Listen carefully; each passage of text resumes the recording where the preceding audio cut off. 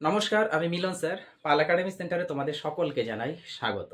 আমি আজকে আবার চলে এসেছি। তোমরা যদি একটু খেয়াল করো তাহলে দেখতে পাবে আরআরবি এনটিপিসি এবং আরআরবি গ্রুপ ডি রেলের জন্য যে সমস্ত ছাত্রছাত্রীরা খেটে চলেছো তাদের উদ্দেশ্যে আজকে কাউন্টিং ফিগারের ২ নাম্বার পার্ট নিয়ে সম্পূর্ণ বিস্তারিত আমি আলোচনা করব। এর আগে তোমাদের এই কাউন্টিং ফিগারের ১ নাম্বার পার্টের একটি ক্লাস আমি অলরেডি আপডেট দিয়ে দিয়েছি। যারা এখনো পর্যন্ত দেখোনি তারা দয়া করে পার্ট 1 এর ক্লাসটা একটু অ্যাটেন্ড করবা। আর আজকে শুরু হতে চলেছে তোমাদের কাউন্টিং ফিগারের ২ নাম্বার পার্ট। এই যে ফিগারগুলি তোমরা দেখতে পাচ্ছ, আমি ১ থেকে ৯টা ফিগার এখানে লিখে রেখেছি। প্রত্যেকটি ফিগারের মধ্যে আজকে আমাদের কাউন্টিং করতে হবে, সেটি হচ্ছে স্কয়ার বা বর্গক্ষেত্র। তার মানে এই ফিগারগুলির মধ্যে কার মধ্যে কতগুলি বর্গক্ষেত্র বা স্কয়ার আছে আজকের এই টিউটোরিয়ালে সম্পূর্ণ বিস্তারিত আলোচনা করব। এই ধরনের কোশ্চেন বা রিজনিং যদি তোমাদের কখনো এক্সামে দিয়ে থাকে তাহলে আজকের পর থেকে তোমাদের কারো কোথাও এই ধরনের রিজনিং করতে কোথাও আটকাবে না, যদি তোমরা আমার এই ক্লাসটি প্রথম থেকে শুরু করে লাস্ট পর্যন্ত একটু মনোযোগ সহকারে এবং ধৈর্য সহকারে প্রথম থেকে শুরু করে লাস্ট পর্যন্ত দেখতে থাকো। তাহলে আমার মনে হয় না যে আজকের পর থেকে তোমাদের এই ধরনের ফিগারের মধ্যে কোনো রকম সমস্যা থাকবে। তাহলে চলো আর বেশি কথা বাড়াবো না, আমরা সরাসরি চলে আসি। এবার প্রথম যে ফিগার, সেই ফিগারটা একটু খেয়াল করো। এই ধরনের ফিগারের মধ্যে আমরা কিন্তু সরাসরি কাউন্টিং করে বের করতে পারবো না যে অ্যাকচুয়ালি এই ফিগারে কতগুলি আমাদের স্কোয়ার বা বর্গক্ষেত্র রয়েছে। তো এই ধরনের রিজনিং করতে গেলে আমাদের সর্বপ্রথম একটু বিষয় এখানে চিন্তা করতে হবে। কিছু রুলস আছে, কিছু নিয়ম আছে, সেই নিয়মগুলো আমাদের একটু চিন্তা করতে হবে। কি, প্রথমে সর্বপ্রথম আমরা একটু কাউন্ট করব। কি কাউন্ট করব? রো এবং কলম, এই দুটো আগে আমরা একটু কাউন্ট করব অ্যাট ফার্স্ট। ওকে, রো এবং কলম। দেখো, রো বলতে বোঝায় তোমাদের এইভাবে যেটা আছে, এইভাবে যেগুলি আছে সেটা হচ্ছে রোর দিকে আছে। আর কলম হচ্ছে এইভাবে খাড়া, এইভাবে খাড়া যেটা আছে সেটা হচ্ছে কলম। যেমন একটা পিলারকে যেমন কলম বলা হয়ে থাকে, তো এটার ক্ষেত্রেও সেম, কলম হচ্ছে খাড়াটা এবং রো হচ্ছে এইভাবে যেগুলি আছে সেটা হচ্ছে রো। তাহলে আমরা একটু কলম আর রো এই দুটো আগে একটু আলাদা করব। দেখো, আমি 1 2 3 4 4 নাম্বার পর্যন্ত এসেছে, তার মানে আমাদের চারটে কি আছে এখানে, রো আছে। এই জন্য 1 2 3 4 চারটে দিয়েছি। এবার কলমের ক্ষেত্রে যদি হিসাব করি, 1 নাম্বার কলম, এটা 2 নাম্বার কলম, এটা 3 নাম্বার কলম। ওকে, তাহলে সর্বপ্রথম আমরা রো আর কলম একটু আলাদা করব। রো হচ্ছে চারটে আর কলম হচ্ছে আমাদের তিনটে। যখন হয়ে গেল তখন কি করব, রো আর কলম গুণ হিসাবে রাখবো, গুণ হিসাবে রাখবো এবং গুণ করে দিব। প্রথম কাজ হয়ে গেল। রো কলম কাউন্ট করব, রো কলম গুণ হিসাবে রাখবো, বা কলম রো 4 গুণ 3 বা 3 গুণ 4, যেটাই করো সেটাই হবে। যেদিক থেকে করি না কেন সেদিক থেকেই তোমরা অ্যান্সার করতে পারবে।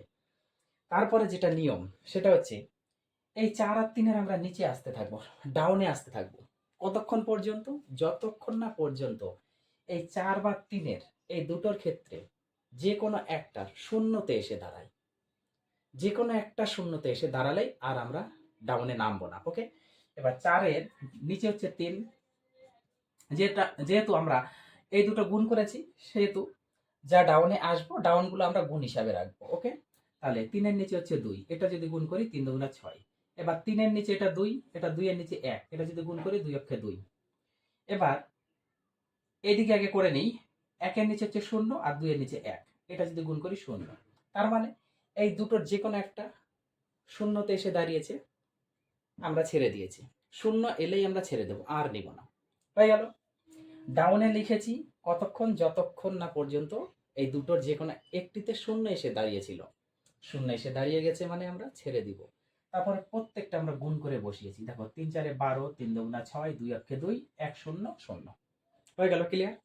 তারপরে এটা আমরা যদি যোগ করি, 6 আর 12 18, 18 আর 2 20, 20 আর 0 20। আমাদের অ্যান্সার হয়ে গেছে। অতএব এই ফিগারটির মধ্যে 20টি বা 20টি স্কয়ার বা বর্গক্ষেত্র রয়েছে। ক্লিয়ার? যখন রো এবং কলম অসমান থাকবে তখন তোমাদের এইভাবে করতে হবে। এই জিনিসটা একটু মনে রাখবা, যখন রো এবং কলম এই দুটো সমান থাকবে না তখন এই ক্ষেত্রে এই প্রসেসটা অ্যাপ্লাই হবে। এবার রো আর কলম যদি সমান থাকে তাহলে সেক্ষেত্রে অন্য প্রসেস আমরা অ্যাপ্লাই করব। ঠিক আছে, এটা হচ্ছে আমাদের রো এবং কলম অসমান, সেক্ষেত্রে এই প্রসেসটা আমরা শিখলাম। এবার পরে 2 নাম্বারটা যদি আমরা একটু আসি, দেখো 2 নাম্বারে কাউন্ট করো 1 2 3 4 5, 5টা হচ্ছে আমাদের রো, তাহলে রো হচ্ছে আমাদের 5টা, আর কলম 1 2 3 4, তাহলে 4টে হচ্ছে আমাদের কলম। হয়ে গেল। তার মানে রো আর কলম আমরা গুণ হিসাবে রাখবো, এটা হচ্ছে 4 5 20। তারপরে ডাউনে আসবো, কারণ দুটো আলাদা, রো এবং কলম সমান নয়, সেই জন্য আমরা এই নিয়মে আসবো। এটা হচ্ছে 4, এটা হচ্ছে 3, এটা হচ্ছে 3, এটা হচ্ছে 2, এটা হচ্ছে 2, এটা হচ্ছে 1, এবার এটা হচ্ছে 0, এটা হচ্ছে 1। এবার প্রত্যেকটা আমরা গুণ করে বসাবো। 3 4 12, 3 2 6, 2 1 2, 0 1 0। এবার যদি আমরা যোগ করি তাহলে কত দাঁড়াচ্ছে? 12 আর 6 আর 2 8, 20, 20 আর এইদিকে হচ্ছে 20, তাহলে 20 20 হয়ে গেলে 40। অতএব এই ফিগারটির মধ্যে 40টি, ওকে 40, 40টি বর্গক্ষেত্র আছে, আর এটার মধ্যে আছে 20টা। ক্লিয়ার? আশা করি তোমাদের এই দুটো ফিগার নিয়ে কোনো সন্দেহ নেই। কখন করেছি? যখন আমাদের রো এবং কলম অসমান থেকেছে তখন। এবার আসি আমরা 3 নাম্বারটা। এবার 3 নাম্বারটা করার আগে আগে এতটুকু আমরা একটু মুছি। দেখো 3 নাম্বারে কি আছে? 3 নাম্বার যে ফিগার, সেই ফিগারের মধ্যে প্রথমত আমাদের কাউন্টিং করতে হবে, কাউন্টিং করে আমাদের একটু বসাতে হবে। ওকে, এবার একটু আমরা কাউন্টিং করি। দেখো রো আর কলম 1 2 3 4, 1 2 3 4। তার মানে এখান থেকে দেখা গেল বা এখান থেকে আমরা বুঝতে পারলাম যে রো এবং কলম দুটোই সমান। এবার রো ইকুয়াল টু কত? 4, আবার কলম ইকুয়াল টু 4। তার মানে কি, রো এবং কলম যখন সমান থাকে তখন নিয়মটা আলাদা। কি নিয়ম? যে নাম্বারগুলো আছে, যে নাম্বারগুলো আছে, কত আছে? 1, 1-এর স্কয়ার করে দাও। 2 আছে, 2-এর স্কয়ার করব। 3 আছে, 3-এর স্কয়ার করব। 4 আছে, 4-এর স্কয়ার করব। তাহলে 2 2 4, 3 3 9, 4 4 16। এবার যদি আমরা অ্যাড করে দিই তাহলে আমাদের অ্যান্সার বেরিয়ে যাবে। কখন? যখন আমাদের রো এবং কলম সমান থাকবে। রো কলম সমানের ক্ষেত্রে আমাদের শুধু কাউন্টিং করতে হবে, কাউন্টিং করার পর যে সংখ্যাগুলি থাকবে তার স্কয়ার করে আমরা প্লাস করে দেব। তাহলে 16 আর 4 20, 16 আর 4 20, 20 আর 9 আর 1 10, তাহলে কত হলো? 30। তার মানে এই ফিগারটির মধ্যে আমাদের অলরেডি 30টি কি আছে? স্কয়ার আছে। এটা হচ্ছে রো কলমের ক্ষেত্রে সমান। কিন্তু আমরা যদি 1 নাম্বার ফর্মুলাটা অ্যাপ্লাই করি, 1 এবং 2 যেমন করলাম, রো এবং কলম আলাদা, 3 নাম্বার ক্ষেত্রেও সেই ফর্মুলা আমরা অ্যাপ্লাই করে করতে পারি। সেটা আমরা করতে পারবো। রো কলম যদি সমান থাকে তাহলে আমরা 1 আর 2 এই দুটো রিজনিং এর ক্ষেত্রে যে রুলস অ্যাপ্লাই করেছি সেক্ষেত্রে আমরা করতে পারবো। কিন্তু তার মানে কি, এই রিজনিংটি করার ক্ষেত্রে আমরা দুটো রুলস অ্যাপ্লাই করে করতে পারি, একটা এই রুলস আর একটা 1 আর 2 এর রুলস। কিন্তু রো আর কলম যদি অসমান থাকে তখন কিন্তু তোমাদের প্রথম রুলসই করতে হবে, এই রুলস অনুযায়ী হবে না। দেখো এটা তো এই রুলস অনুযায়ী আমাদের 30 এলো। এবার এই রুলস অনুযায়ী যদি এটা একটু শিখি, কত ছিল? 4 গুণ 4 ছিল, 4 4 16 হয়ে গেল। তারপর নিচে আসবো, 3 আসবো, 3 আসবো, তাই না? এটা 2 আসবো, 2 আসবো, এটা 1 আসবো, 1 আসবো, এটা 0 আর 0। তাহলে এবার যদি আমরা গুণ করে 3 3 9, 2 2 4, 1 অক্ষে 1, 0 0। তাহলে দেখো প্লাস করো, 16 আর 4 20, 9 আর 1 10, তাহলে 30। তাহলে এক্ষেত্রে কিন্তু আমাদের 30টি স্কয়ার পাওয়া যাচ্ছে। বোঝা গেল? তাহলে এই দুটো ক্ষেত্রেই আমরা করতে পারি। যখন রো এবং কলম সমান থাকবে তখন অসমানের রুলস দিয়ে আমরা করতে পারি। কিন্তু সব থেকে সোজা যখন সমান থাকবে, এটা একটু সরাসরি করে দিবা, হয়ে যাবে। আর তোমাদের যার যেটি ভালো লাগে সে সেটা করবে। ওকে, কিন্তু রিমেম্বার এই রুলসের ক্ষেত্রে, মানে এই দুটো রুলসের ক্ষেত্রে কিন্তু এই রুলস আসবে না, এটা যেন একটু মনে থাকে। ওকে, এইবার আসি আমরা পরেরটি। দেখো পরে যে 4 নাম্বার আছে, 4 নাম্বারের ক্ষেত্রে এবার আমরা একটু আসি। 4 নাম্বারের ক্ষেত্রে এবার কি আছে আমরা একটু কাউন্টিং করব, তাই না? কাউন্টিং করে আমরা বসাবো যে অ্যাকচুয়ালি কি আছে। কাউন্টিং করি, কত? 1 2 3 4 5, তার মানে রো আছে 5টা। এবার কলমের দিকে 1 2 3 4 5, তার মানে দুটোই সমান। রো এবং কলম যদি সমান হয় তাহলে আমরা সরাসরি করে দিতে পারি না?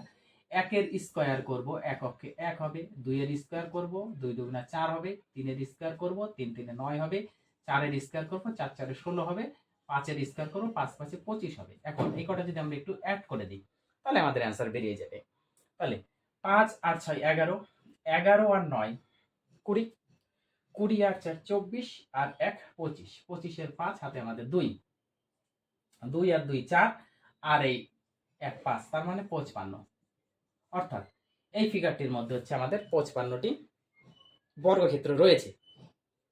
এবার যদি তোমরা এই নিয়ম না করে এই নিয়মটা অনুযায়ী করতে, তবুও তোমাদের 55ই আসবে। ওকে, একটু করে দেখবে যে 55ই আসবে। যাই হোক, এইবার আসি আমরা 5 নাম্বারের ক্ষেত্রে। দেখো, এই ধরনের তো ফিগার আমরা করে নিলাম, কিন্তু এখন এই ফিগারটার ক্ষেত্রে আমরা এক এক করে যাব। 5 6 7, একটু জটিলের দিকে ঢুকবো। প্রথমে সিম্পল, তারপর জটিলে আসবো। দেখো, একটা বর্গক্ষেত্রের মধ্যে যদি প্লাস চিহ্ন দেওয়া থাকে, একটা বর্গক্ষেত্রের মধ্যে যদি প্লাস চিহ্ন দেওয়া থাকে, তখন সেক্ষেত্রে কতগুলি অ্যাকচুয়ালি বর্গক্ষেত্র আছে এই ফিগারটার মধ্যে আমরা একটু সরাসরি প্রথমে ক্যালকুলেশন করে মাইন্ডের মধ্যে ঢুকিয়ে নিব। ওকে, দেখো আমাদের যেটা কাজ, প্রথমে নাম্বারিং করা। 1 2 1 2 1 2 1 2, তার মানে কি রো এবং কলম দুটোই সমান, তাই না? 1 2 দুটো কলম আছে, আবার এদিক থেকে হচ্ছে দুটো আমাদের রো আছে। তো রো আর কলম সমান থাকলে আমরা সরাসরি করি না? 1 এর স্কয়ার করব, 1 ওকে 1। 2 এর স্কয়ার করব, কত?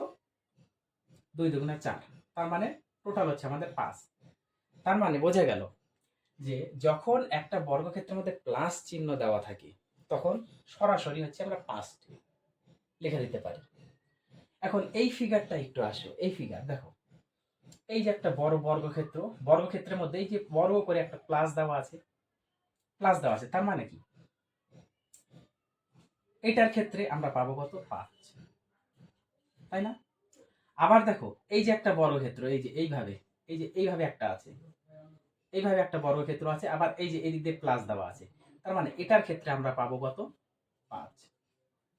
আমাদের আর হিসাব করার দরকার নেই তো, কারণ প্রথম পার্টটা আমরা করে নিয়েছি। আবার দেখো, এই যে একটা বর্গক্ষেত্র, এই যে একটা বর্গক্ষেত্র, এই বর্গক্ষেত্রের মধ্যে এই যে প্লাসটা দেওয়া আছে, আবার এটার ক্ষেত্রে পাবো আমরা 5, তাই না? তার মানে কি এই একটা, এই একটা, আর এই একটা, তিনটে, তাহলে তিনটে বর্গক্ষেত্রের মধ্যেই আমাদের প্লাস দেওয়া আছে। তার মানে একটা প্লাসে থাকে 5টা, তাহলে তিনটে প্লাসে থাকবে কত? 5 5 5, তাহলে টোটাল হচ্ছে 3 5 15টি।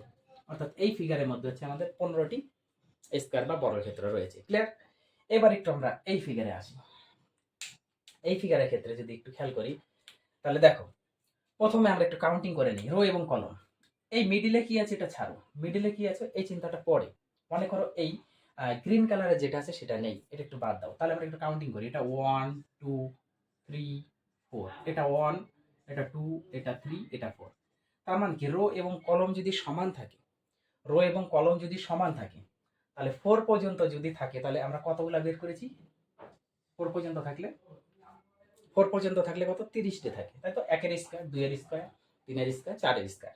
ওকে, তাহলে এত পর্যন্ত হচ্ছে আমাদের আছে 30টি, 30টি, তাই না?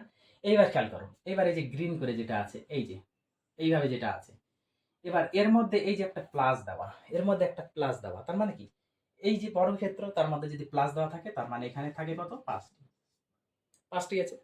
তাহলে একটার মধ্যে প্লাস দেওয়া মানে 5, তার মানে এই বক্সে আছে 5টা, এই বক্সে আছে 5টা, এই বক্সে আছে 5টা, এই বক্সে আছে 5টা। তাহলে 1 2 3 4, 4 5 20, তার মানে এখানে 20টা আরো অ্যাড হবে, তাহলে যোগ করলে হচ্ছে আমাদের 50। অর্থাৎ এই ফিগারের মধ্যে টোটাল আছে হচ্ছে 50টি, 50টি বর্গক্ষেত্র এই ফিগারের মধ্যে আছে। ক্লিয়ার? কোনো সমস্যা নেই। এইবার আসি আমরা 9 করার আগে 8-এর বেসিকটা একটু আগে আমরা বুঝে নিই। দেখো 8 নাম্বারে কি বেসিক। মনে করো এই লাল কালারের এই বর্গক্ষেত্রটা নেই, লাল কালারটা নেই, আমাদের যদি লাল কালারটা উঠিয়ে দিই তাহলে কি এসে দাঁড়াচ্ছে, শুধু এরকম একটা বর্গক্ষেত্র আসবে এবং তার মধ্যে প্লাস দেওয়া আছে, তাই না?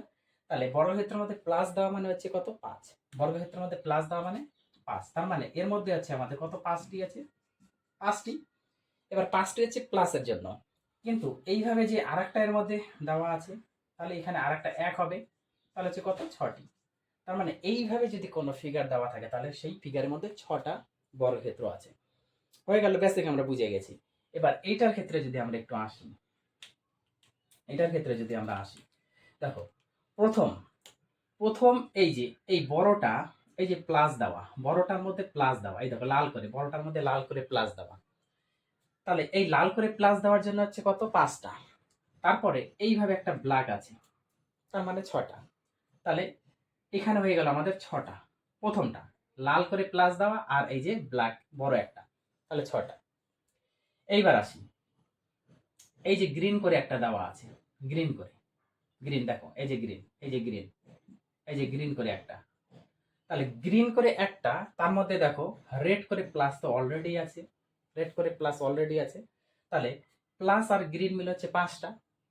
কিন্তু তারপরে এই যে এর মধ্যে আবার ব্ল্যাক করে এইভাবে আরেকটা দেওয়া আছে, তাহলে 5টা, আরেকটা হয়ে গেল 6টা।